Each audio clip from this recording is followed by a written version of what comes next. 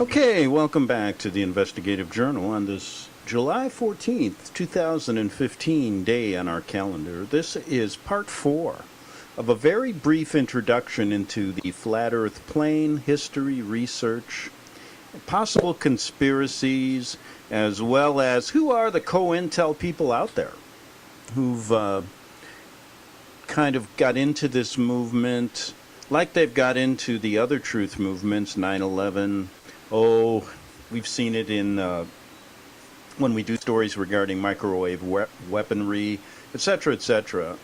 Best way to control a movement, if you're on the opposite side, is to get involved in it and take it in the direction you want to. So who are these people in this movement, the Flat Earth movement, which has grown by leaps and bounds in the last couple of years?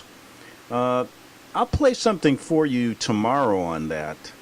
But I'm into part 4. As I said, if you've been following part 1, 2, and 3, you will see I was off on a venture sailing towards the Great Ice Wall.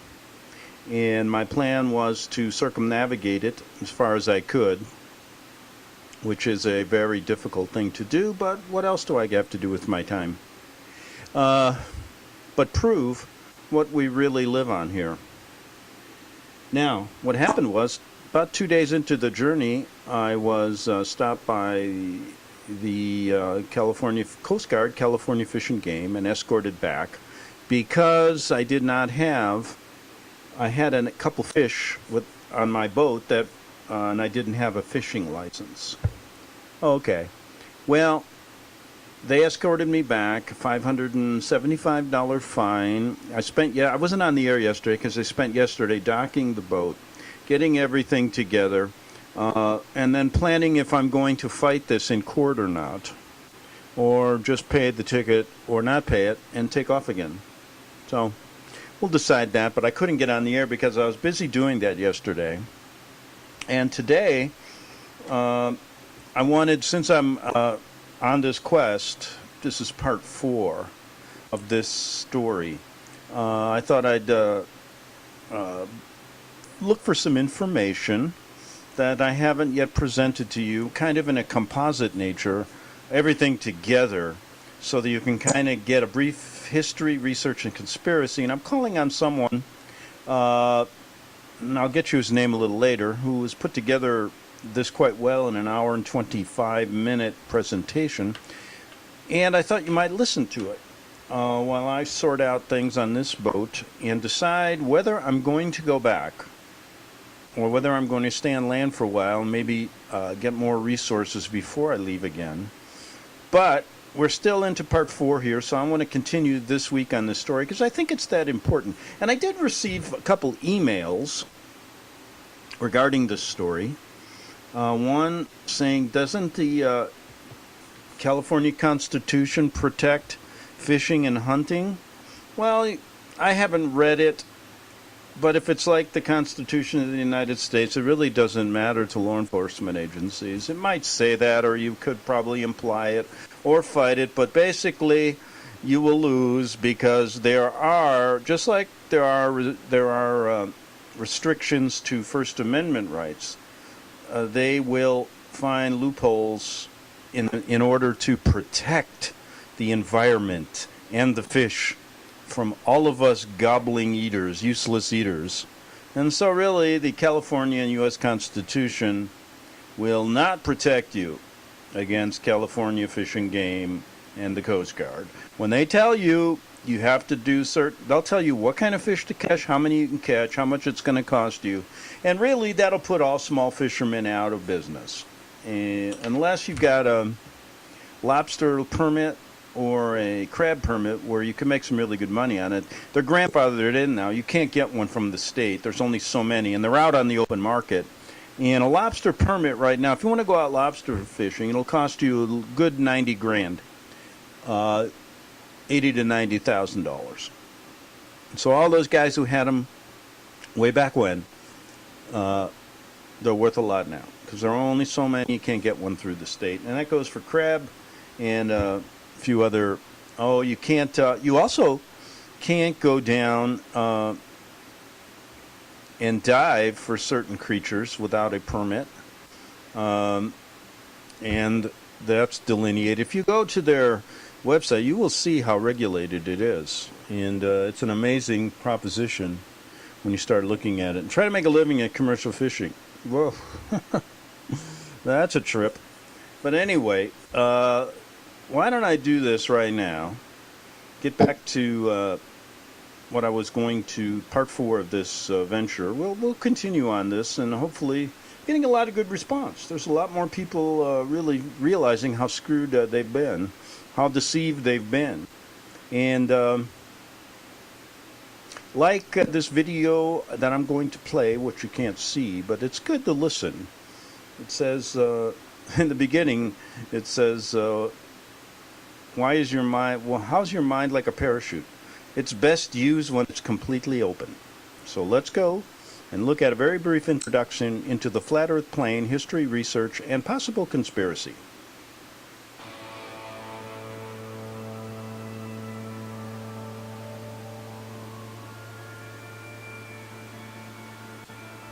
I like a music intro sometimes.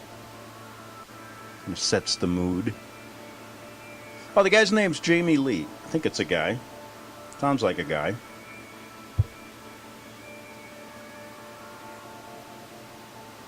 And then he asks the question, how are minds like parachutes? They work best when fully opened. Oh, how cool. All right. Humans, for the most part, don't have a clue. They don't want one or need one either. They're happy. They think they have a good bead on things. But why the big secret? People are smart. They can handle it. A person is smart. People are dumb, panicky, dangerous animals, and you know it.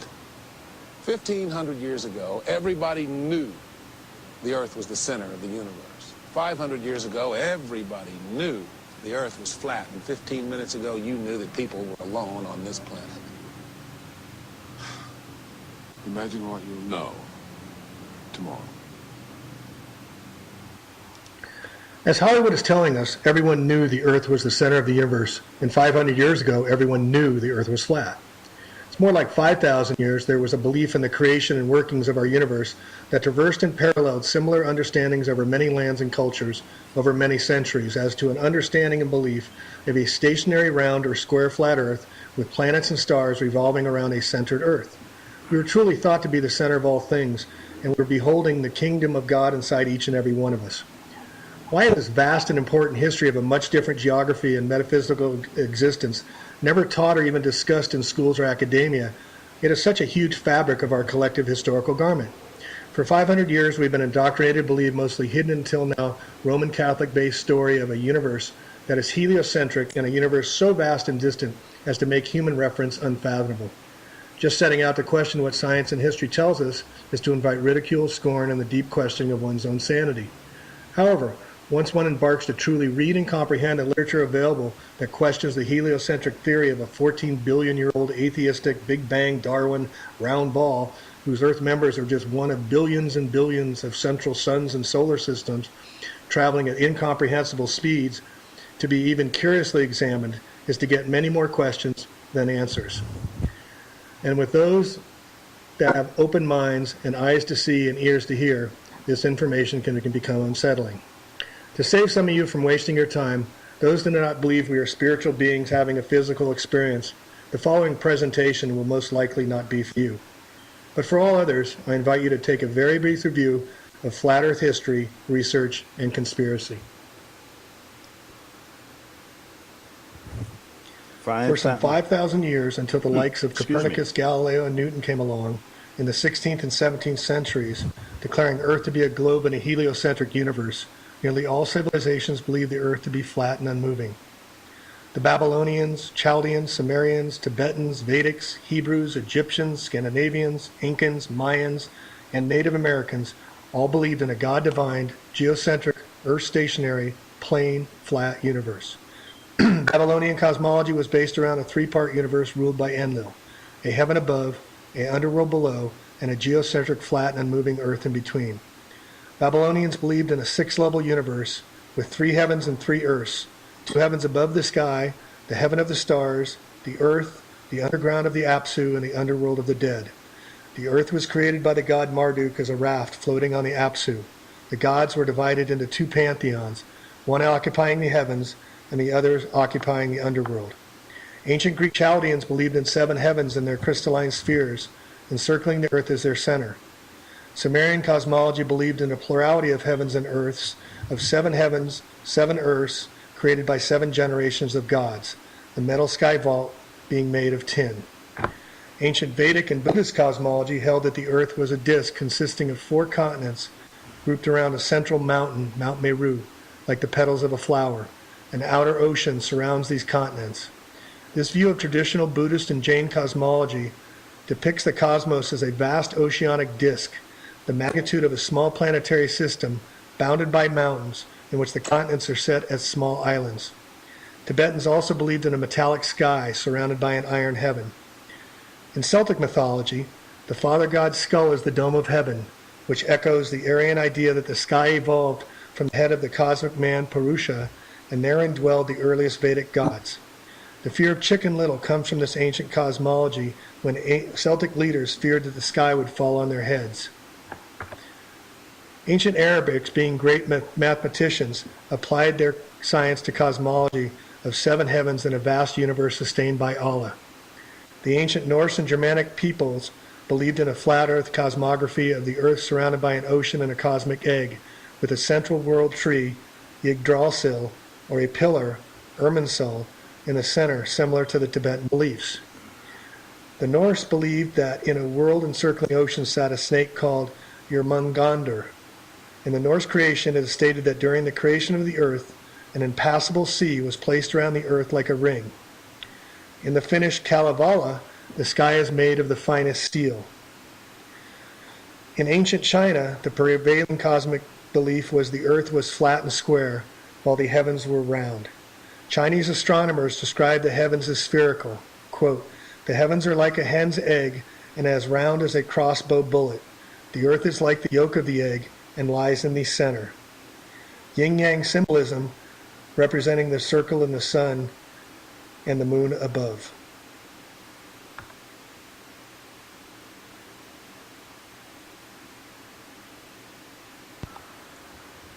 Now, the mighty dynastic Egyptians were one of the first cultural groups to develop a cosmology creation myth based on observations of the night sky that were formulated into various myths which became the core of the Egyptian religion. Since its principal deities were heavenly bodies, a great deal of effort was made by the priesthood to calculate and predict the time and place in their gods' appearances. Goddess Nut is often portrayed as a naked female stretched across the sky.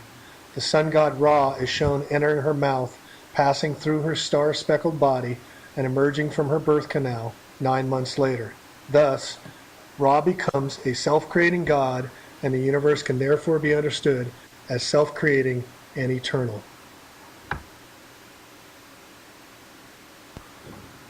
To discount or dismiss the ancients who believed in a flat earth and domed sky is to make a serious error in assumption, for their creations still stand today some 5,000 to 10,000 years later. Even today, with our great technology, science, and engineering, we are at a complete loss as to how they accomplished such incredible feats. Consider the following. The Great Pyramid is estimated to have around 2.3 million stone blocks that weigh from 2 to 3 tons each, and there are even some blocks that weigh over 50 tons. We cannot duplicate nor reason as to how this was done. The outer mantle was composed of 144,000 casing stones, all of them highly polished and flat to an accuracy of 1/100th of an inch, about 100 inches thick and weighing approximately 15 tons each. How these blocks were transported over sometimes hundreds of miles and assembled into the pyramids is still a mystery today. The cornerstone foundations of the pyramid have a ball and socket construction capable of dealing with heat expansion and earthquakes. It has been analyzed and its chemical composition is known, but it can't be reproduced. It is stronger than stone and still holding up today. The Great Pyramid is the most accurately aligned structure in the existence and faces true north with only a 3/60th of a degree of error. The Great Pyramid is located at the center of the landmass of the earth and is built on landfill and is off level by the smallest of margins still today.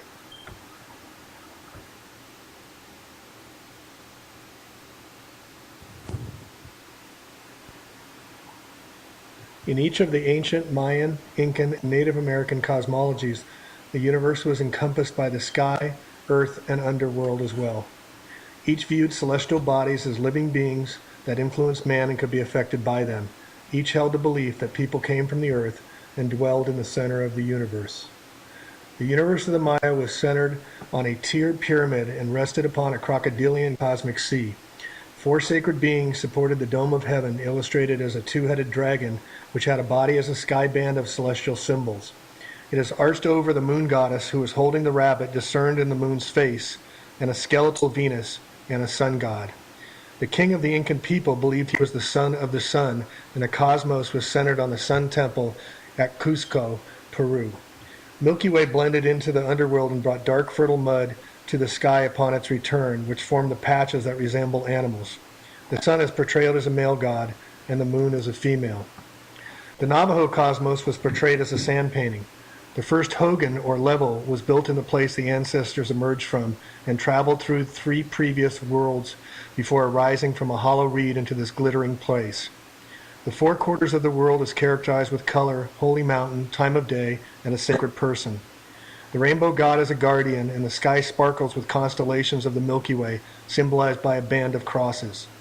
Young warriors carry the blue sun and the white moon.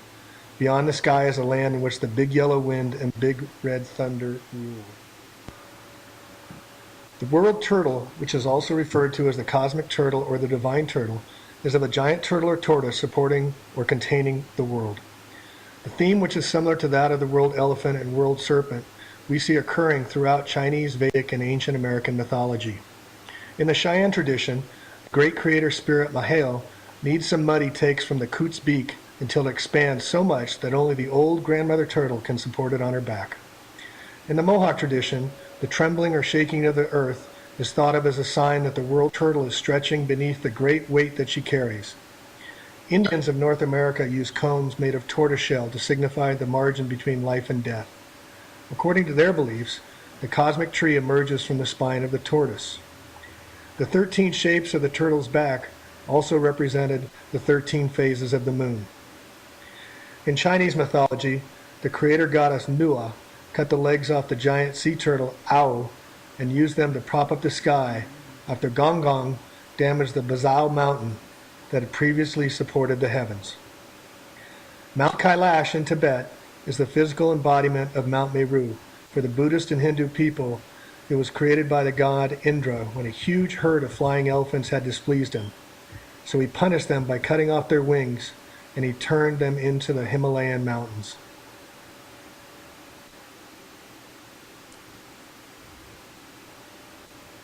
Most modern scholars claim that the Bible teaches an earth flat and rectangular in shape, which is placed on 7 pillars, which in turn are based on a foundation.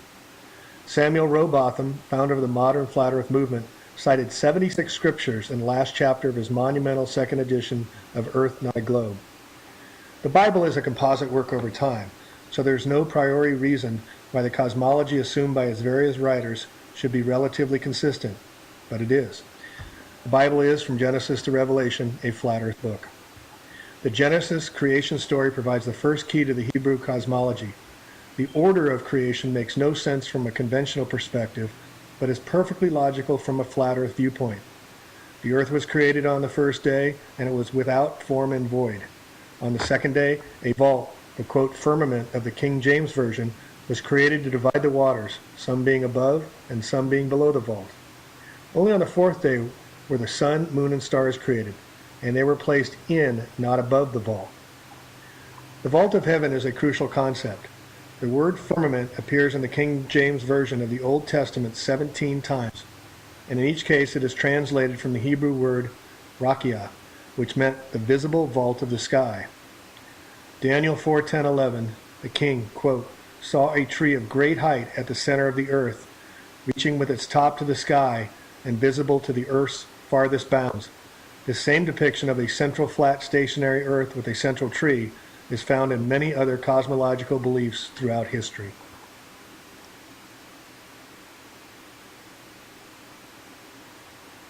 It was during the mid-1700s and 1800s that the Royal Society of London Astronomers held unilateral sway over what was acceptable and thereby taught as the scientific theory and proof in the Western world. Isaac Newton, founder of the invisible, still unproven gravity theory, it should be noted, was a one-time president of the Royal Society of London, as well as head of the Mint of England for the Crown. However, there were skeptics at the time who chose to independently determine for themselves, using reason, common sense, logic, and their own observations, to determine Earth's geography and place in the cosmos. Flat plane theorists believe Earth to be a flat, round plane with a central pole to the north, an enclosed circle to the south, holding the mighty oceans in by a great ice wall all around. This is one possible reason why a compass will only point to the magnetic north and not to a magnetic south. Also, Newton's gravity theory is not necessary on a flat Earth, since objects fall solely based on weight, density, and aerodynamics. The Sun and Moon are thought to be some 3,000 miles above us, moving in concentric circles, the Sun thought to be 32 to 33 miles in diameter. Flat Earth theorists believe the Moon and Sun to be moving in concentric circles, moving inward and outward between the latitudes of the tropics of Cancer and Capricorn to create our seasons here on Earth. It is believed that the Moon and Sun are merely hundreds of miles above the flat Earth, not hundreds of thousands or tens of millions of miles away, as taught by globalist theory. The firmament, or dome above, thought to be impenetrable and supporting the circling of the stars above. The stars are believed to be principally light energy beings, as well as planets, not of dense material, but light energy. The Moon is thought to be translucent and luminous in its own silvery light. If one simply studies the light from the Moon, they will find it to be cool and silver, not a heated, warm, golden reflection from the Sun. In Genesis 1:16, on the fourth day, the Bible reads, God then made two great lights, the greater light to rule the day, and the lesser light to rule the night. A flat, round plane still easily allows for circumnavigation of the Earth. Think of a record player and a boat being the needle, traveling in circumference.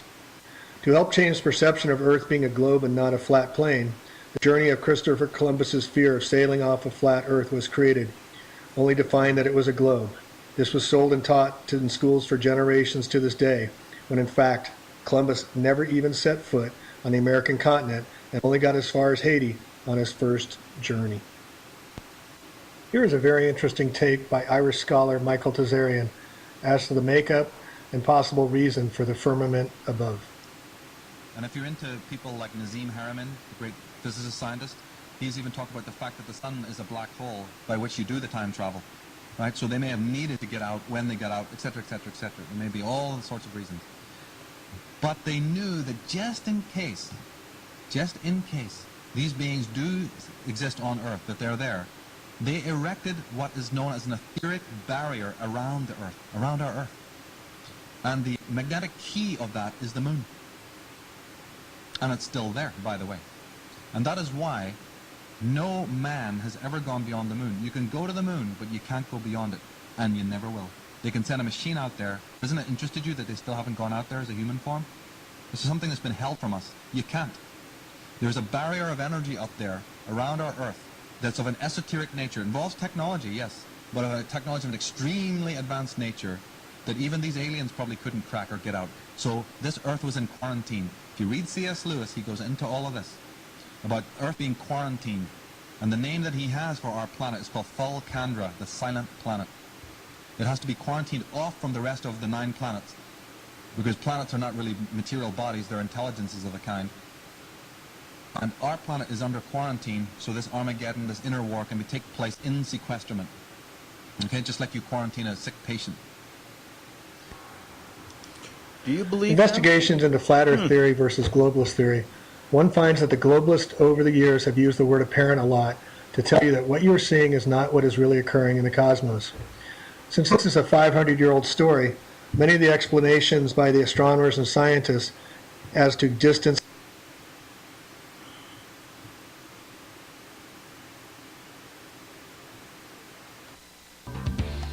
Hear it first on FirstAmendmentRadio.com and FirstAmendmentRadio.net.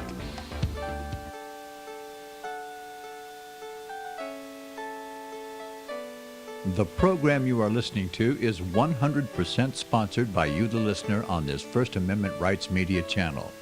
You will notice that there are few commercials on this radio network. There's a good reason for that.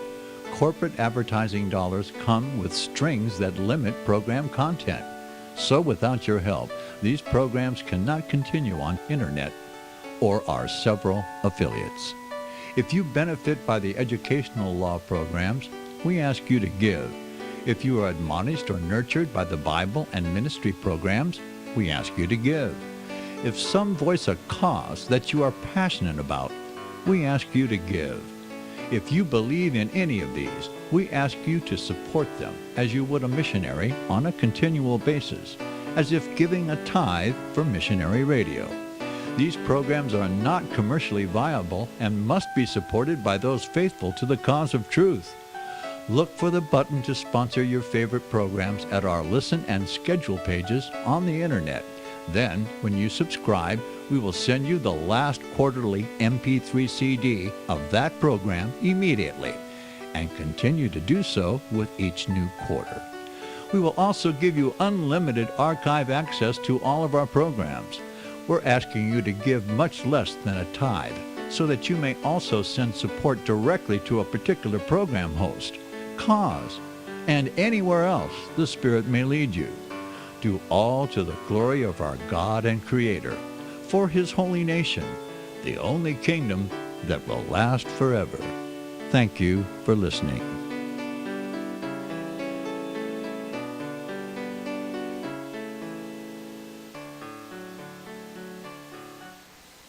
Gold and silver is tremendously undervalued. Global demand vastly exceeds mine supply by more than 60% annually. There is little in the financial world more certain than a coming explosion in the prices of gold and silver. The U.S. dollar continues to lose value and respect as the world's reserve currency. Our nation faces challenges on many fronts, and a day doesn't pass without another economist bringing forth warnings of impending economic calamity. There has never been a better time than right now to acquire physical gold and silver. Discount Gold and Silver Trading was founded on the principles of truth and honesty. We believe in providing a quality product, quality service, and most importantly, competitive pricing. We provide all forms of precious metals, including American gold, silver, platinum, and rare investment and circulated coins. Silver bars, rounds, and 90% silver bags are on hand for the silver investor. Gold self-directed IRAs are available. Call Discount Gold and Silver Trading at 1-800-375-4188. Toll free, that's 1-800-375-4188. Okay, we're back on the Investigative Journal for our second half hour on this July 14th, 2015 day in our calendar. And I had a bit of a hard time listening to hearing what Tazarian said. But however, let me be clear about this, that this is what I'm doing in these shows is basically discussing what the shape of this earth is. Flat, circle, or is it a globe? I would admit that no one knows what's above, including NASA, because I've never been there.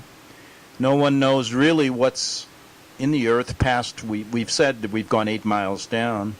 And no one knows what's on the borders, if we consider it a circle or a plane, past those ice walls. So there's a lot of unanswered questions.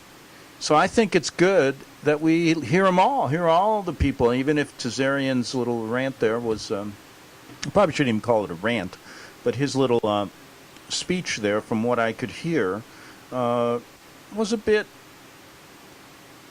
he was discussing us as a quarantine planet, a different idea. But since we really don't know what's above, what's really below, or in the center, we only have gone supposedly 8 miles down. And what's on the sides of the circle, if it is a circle, then we got a lot to learn. But we can make the determination on what we live on. And that can be done through experiments that you can even do by yourself, what we've done on this show. And I'm sure with all the money that NASA has wasted based on using their computer-generated images and basically putting on the planet, making the planet believe these unfounded scientific theories as if they were factual, then I would say they don't know either. But they are good fiction writers, and basically Walt Disney would be proud of what they've accomplished. So let's get back to Mr. Jamie Lee and what he's talking about, the circle Earth. Motion, size, and makeup of the cosmos flies directly in our faces as to the common sense and what we observe for ourselves here on Earth with our own eyes, such as the moon and the sun being apparently the same size in the sky using our own observations. Yet science tells us this is not really what is the relationship in size and distance to each other. They tell us that the sun is 400 times bigger than the moon. The Earth rotates 400 times faster than the moon. The Earth is nearly 4 times bigger than the moon, an incredible synchronicity to create perfect lunar eclipses. Yet through basic observation, we see the sun and the moon are basically the same size in the sky, which makes an eclipse possible. Interestingly, the ancients believed the lunar eclipse to be a representation of our eye, or window to the soul. The moon representing the principle and quality of consciousness of the soul and the subconscious mind. They believed contained within the soul and the subconscious mind is the storehouse of our memories, not just of this lifetime, but of all our past lives. Globalist claims we are spinning on Earth's axis at an incredible 1,000 miles per hour, or 19 miles per minute at the equator, while rocketing around the sun each year at an even more incredible 1,000 miles per second. Yet a fixed telescope on Earth hardly have to make any adjustments stargazing at the moon or the stars, except for minimal drift. How can this be when an Earth is moving through space so rapidly while spinning so fast?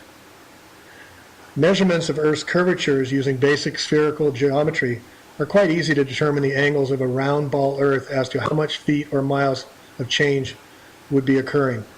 To determine how much the Earth falls away on the curve, you take miles squared times 8 inches. This is an inverse relationship, so the farther one travels, the greater the distance of feet or miles the Earth should be falling away. David Wardlow Scott, in his book Terra Firma, writes, quote, "Whoever heard of a river in any part of its course flowing uphill? Yet this is what would be required to do were the Earth a globe. Rivers like the mighty Mississippi, which flow from the north southwards towards the equator, would need, according to modern astronomic theory, to run upwards, as the Earth at the equator is said to bulge out considerably more, or in other words, is higher than at any other part. Thus the Mississippi, in its immense course over 3,000 miles, would have to ascend 11 miles before it reached the Gulf of Mexico.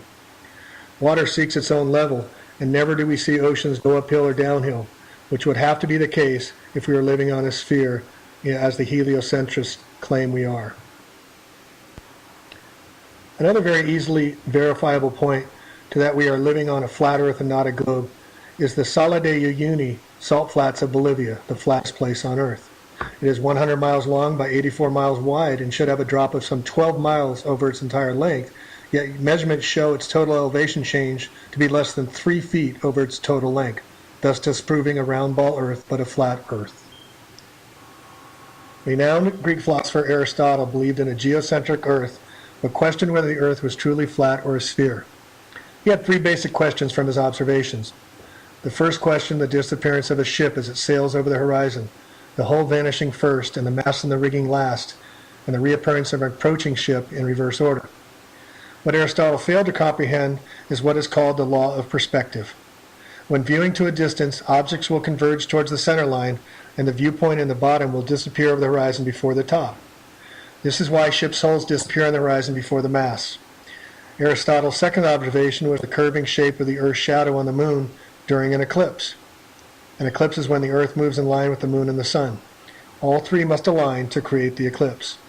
Yet looking at photos of the eclipses from the perspective of the observer, we see both the sun and the moon above at the same time. The sun and the moon and the Earth would have to be in alignment according to globalists. It is still a mystery of the flat Earth theory as to what causes eclipses to occur. Thirdly, Aristotle was unable to rectify the changing aspect of the heavens in different latitudes, some stars disappearing and others appearing, as the pole star in the northern hemisphere and the southern cross south of the equator. Believers in zetetic astronomy of parallax maintain that the stars are set in a hemispherical dome. They're so low and close to the Earth that not all stars can be visible from any one point. Simply, flat Earth theory believes that stars are much closer than heliocentric theory believes, thus being unable to see all the stars.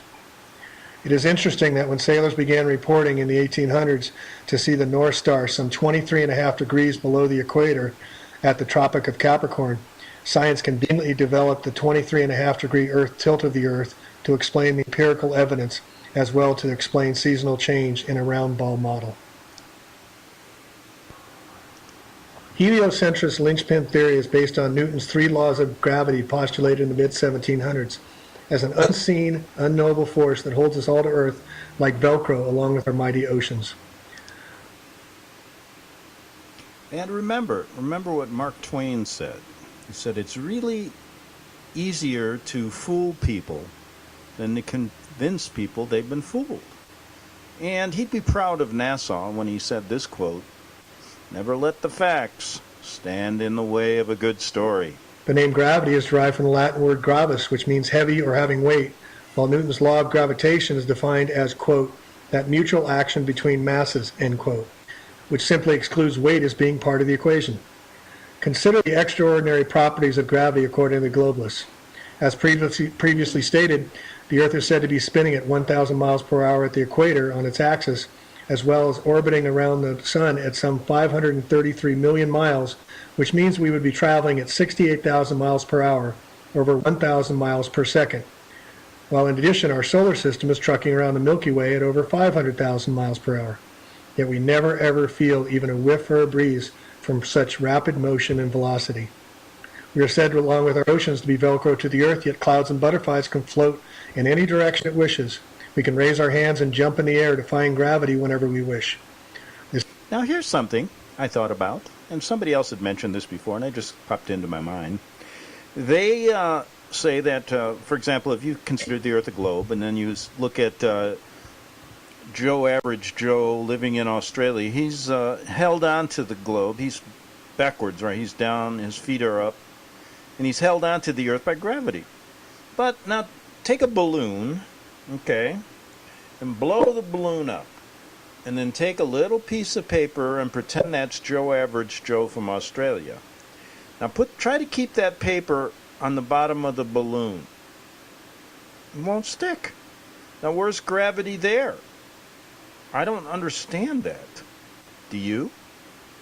This is said by scientists because we live in an atmospheric cocoon that keeps everything relative to each other.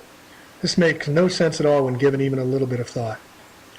Additionally, with the Earth on a tilt of 23.5 degrees would mean that gravity's pull against the centrifugal outward force would have to be much greater on its backside. Simply placing a soaked tennis ball on a drill bit and spinning it, water will naturally fly outward. This completely defies Newton's theory of gravity. How can this be so? Though flat earth theorists will be the first to tell you they don't have all the answers, the same cannot be said for the globalists and their 500-year-old story. So let's ask some basic questions and see what we find. 1. Most of us have flown hours on a plane, yet according to spherical geometry, the nose of the plane should be pointing downward to stay with the curvature of the Earth. A jet plane traveling at 500 miles per hour would have to correct for the Earth's curvature of over 1/2 mile per minute, yet never ever does this, proving the Earth is not a globe. 2. The most basic of questions, yet very few ask and even fewer know the answer, according to globalist theory, is what even makes the Earth spin? Here we find little information, but according to science, the Earth was put into perfect rotation after the Big Bang spit out the Sun, then the Sun spit out the Earth some 4.3 billion years ago, where we traveled some 93 million miles away and settled into an elliptical orbit ever since. We are then said to have settled into a perfect Earth rotation that has kept the same nearly exact spin since that time. The reason the spin is so consistent is due to what science calls, quote, the conservation of momentum, using the analogy as to when an ice skater brings in her arms and accelerates. That's it. That's the entire definition. 3. How can we see the same face of the moon all the time if it rotates? The moon is said to rotate on its axis every 27.3 days, yet how can it rotate and we not see the backside? Astronomers tell us, depending on the source, that it's either because we're in perfect synchronicity with the Earth spinning at 1,000 miles per hour while the moon spins at 10 miles an hour, or it rotates like a clock face, which would mean the moon is really a disk, not a sphere. 4. With a 23.5 degree tilt of the Earth, the Antarctic is much closer to the sun most of the year, yet has 6 times the ice mass of the Arctic. How is this even possible? 5. We are told that the Earth is closer to the sun in January by some 3 million miles due to its elliptical orbit, yet the northern hemisphere is colder in the summer. How is this even possible? 6. Back to Newton and gravity. Astronauts are said to walk in near weightless space at 130 miles above the Earth. which means gravity dissipates the one travels further from a mass. Newton's law says size matters in relativity and determines the extent of gravitational pull. Yet the moon is 1/4 the size of the Earth and 1/6 the gravitational pull, yet moves our mighty oceans up and down twice a day and causes the shape of the Earth to be elliptical. How is this possible? Additionally, the tides are not uniform. At Port Natal in England, the rise and fall is 6 feet, while 600 miles up the coast at Beira, the rise and fall is 26 feet. This effectually settles the matter. The moon has no influence on the tides. 7. Earthrise is one of the most famous photos of modern times. If Earth is said to be 4 times larger than the moon, shouldn't Earth be 4 times larger than the official NASA photos taken from the moon of the Earth? 8. To this day, no commercial airlines fly over the Antarctic, even though flight times between some continents would make many hours shorter. Only in 2011 was Sir Richard Branson able to get permission to run flights over the North Pole, saving several hours. Curiously, there are no reports of anyone ever circumnavigating the poles going from north and south. The Antarctic is strictly governed since 1959 by the United States and UN through the Antarctic Treaty System, or ATS. The community could set aside the Arctic for peaceful purposes only, and that the nations in the Arctic could agree that that is a common interest, that they all have a common interest in managing the Arctic for peaceful purposes only. It's not an issue of economics. It's not an issue of environmental protection. It's an issue that crosses all of these uses and interactions. The Antarctic Treaty Summit, convening on the treaty's 50th anniversary, is to ensure the treaty stays in place. But it's also to showcase to the world an agreement in which sovereignty claims have been set aside.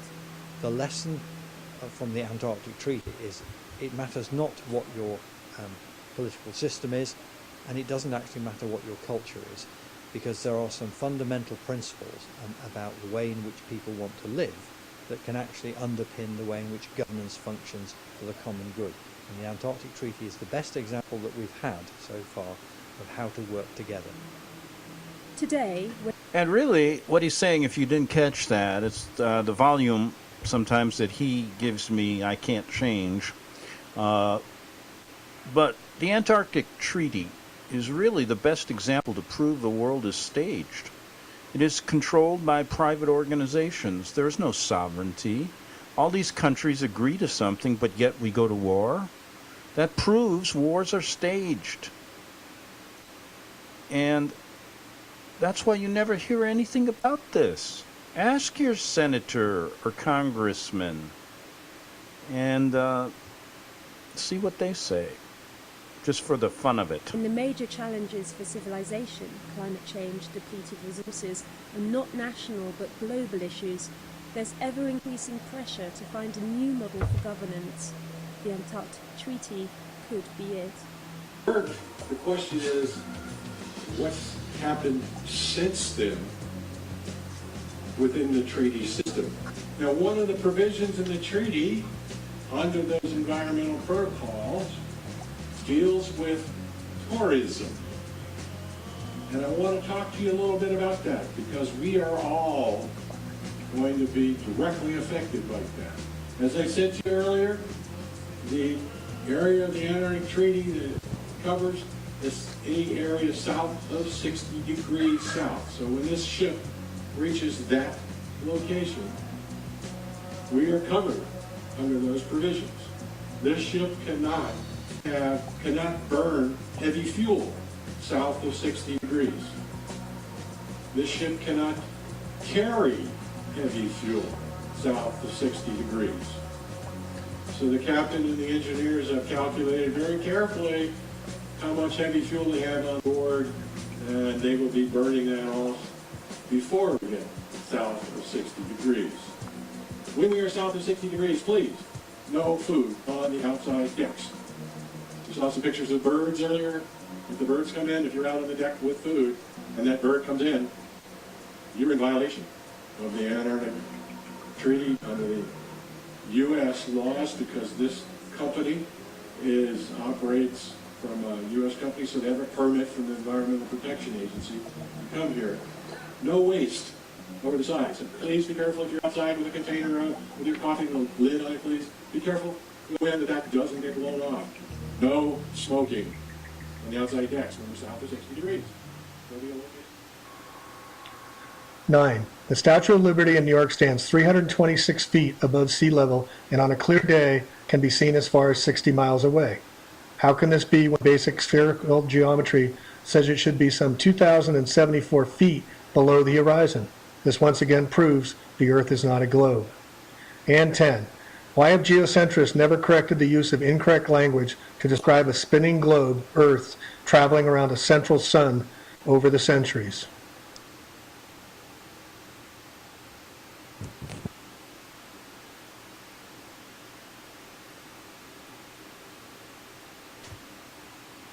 And for anyone this is who Obama. denies that this challenge is real. We don't have time for a meeting of the Flat Earth Society.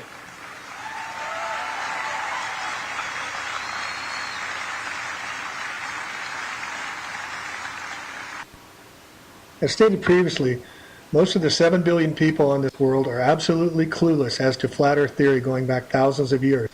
Yet to this day it is a prominent topic on the lips and writings of those representing the occult hidden powers. According to the ancients, a picture or a symbol is worth 10,000 words.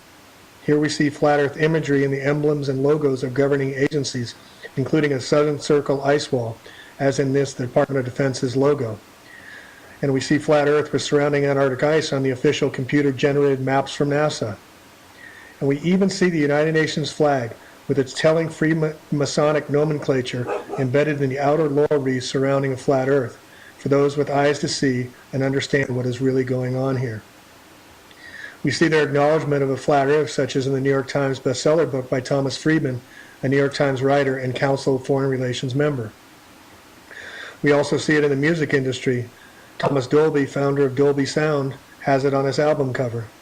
And of course, the Do No Evil, Evil Empire Google is on the front page of the past Earth Day logo in 2014.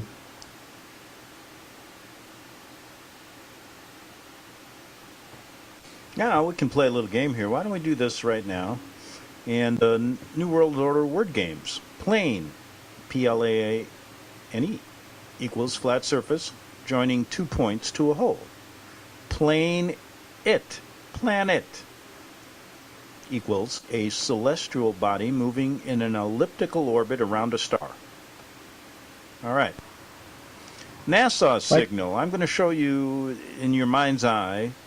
It's a blue circle with NASA written in the middle in white. You see some little stars. Then you see a depiction of a circle Earth, and piercing that circle Earth is a serpent's tongue.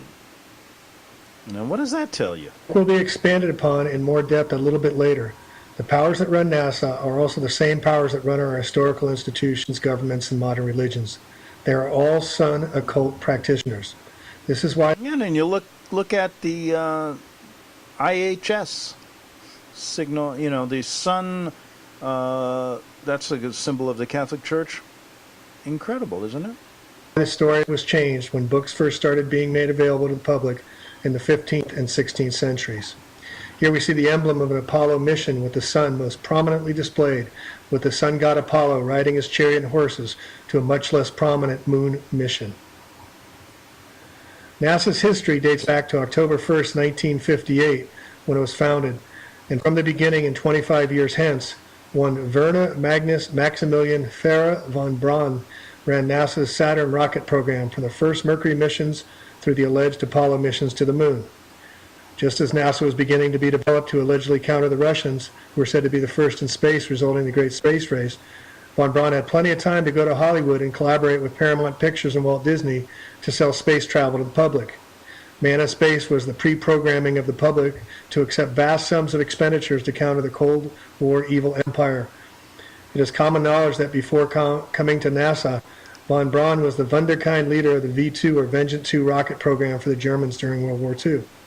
According to a 2011 BBC documentary, the attacks resulted in the deaths of an estimated 9,000 civilians and military personnel, while 12,000 forced laborers and concentration camp prisoners were killed producing the weapons. As the V2 or vengeance weapon explosions came without warning, the British government initially attempted to conceal their cause by blaming them on defective gas mains. The English public was not fooled and soon became sardonically referring to the V2s as flying gas pipes.